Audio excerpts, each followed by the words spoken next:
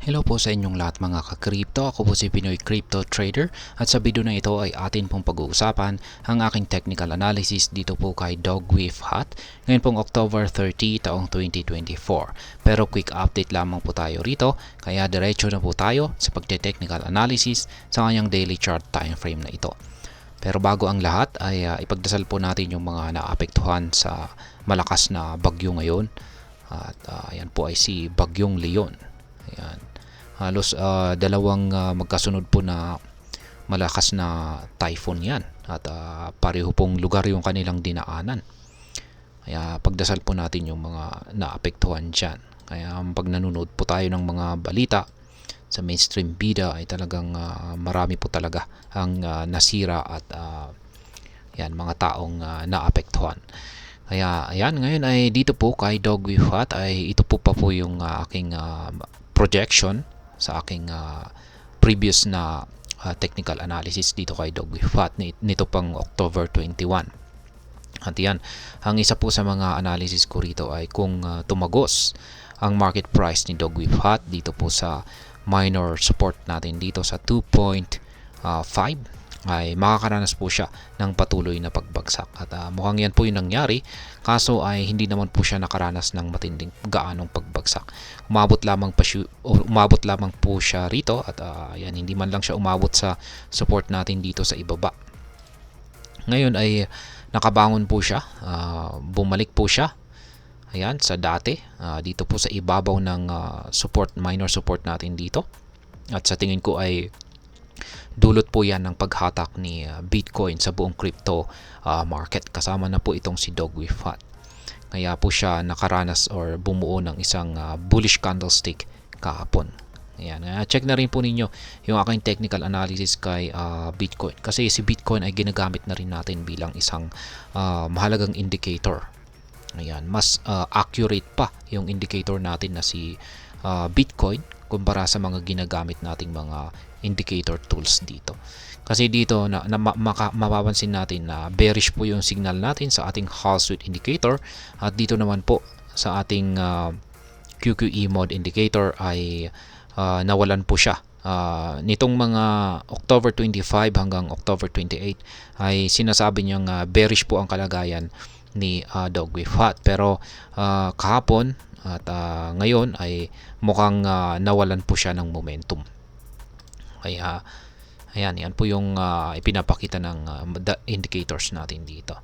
Ngayon yung aking projections po rito ay mukhang posibleng magpapatuloy po ito sa kanyang pagko-consolidate dito sa pagitan po ng ating minor resistance line dito na 2.871 at saka minor support dito sa 2.50. Ayan.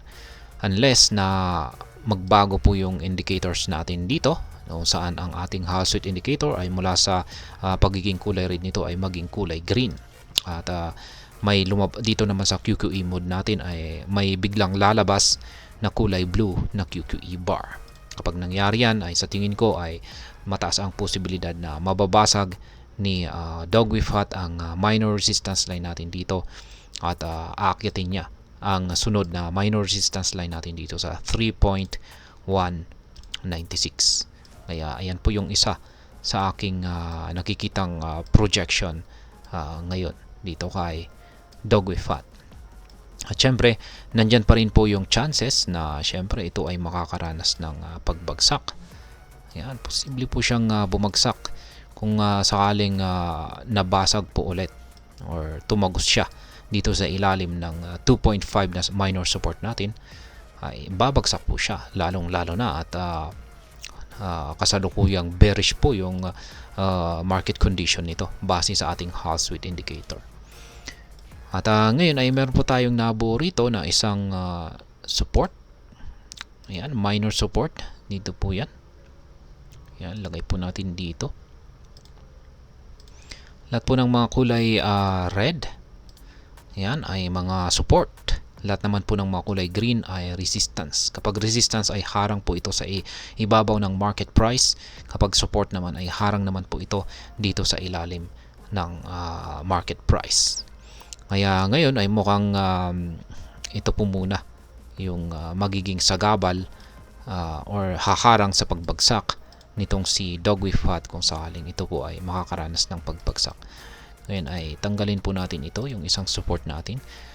Yung ginagamit po natin dito is yung mga latest na rejections. Yung mga napaglumaan na po natin na mga support ay linilinis na po natin yan, tinatanggal na po natin yan para hindi po magiging cluttered or marumi or masyadong magulo yung ating chart.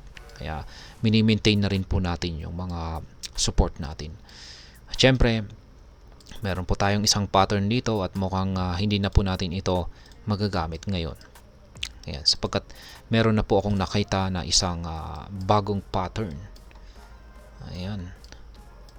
Ito po yung bagong pattern natin dito. Ayan, basta yung pattern natin ay ginagamit nating color coding dito is kulay puti. Ayan po siya.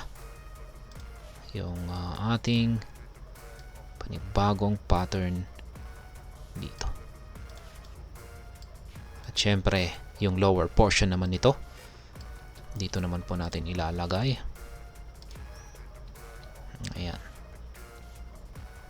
Kaya ascending wedge pattern po ito. Kaya delikado po ito kapag dito po siya sa ilalim nakaranas ng breakout. Kapag dito po sa lower portion ng pattern nagkaroon ng breakout, itong si Dogwoof Hat ay matindi po talaga ang maaari niyang ibagsak. Yan, posibleng babalik siya dito sa support zone natin dito. Yan, 1.516.